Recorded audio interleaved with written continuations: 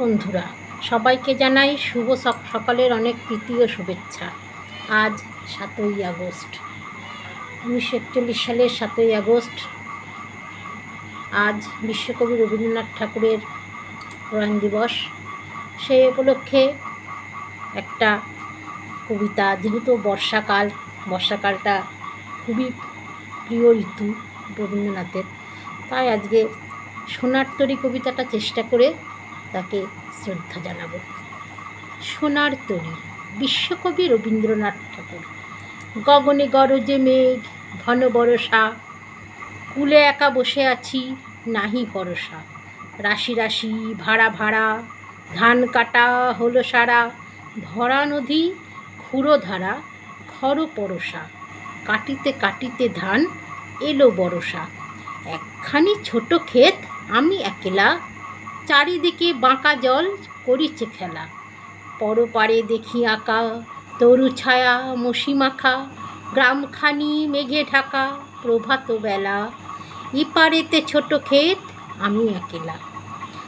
গান গেয়ে তরি বেয়ে কে আসে পারে, দেখে যেন মনে হয় চিনি উহারে।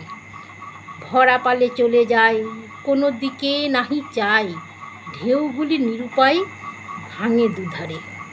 দেখে যেন মনে হয় চিনি উহারে। ওগো, তুমি কোথা যাও, কোন বিদেশে?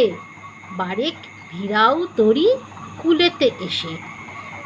যেও যেথা যেতে চাও, যারে খুশি তারে দাও। শুধু তুমি নিয়ে যাও ক্ষণিক হেসে, আমার সোনার ধান কুলেতে এসে। যত চাও তত লও তরণী পরে, আর আছে আর নাই দিয়েছি ভরে। এতকাল নদীকূলে, যাহা লয়ে ছিনু ভুলে। সকলই ছিলাম তুলে, থরে বিথরে। এখন আমার লহ করুণা করে।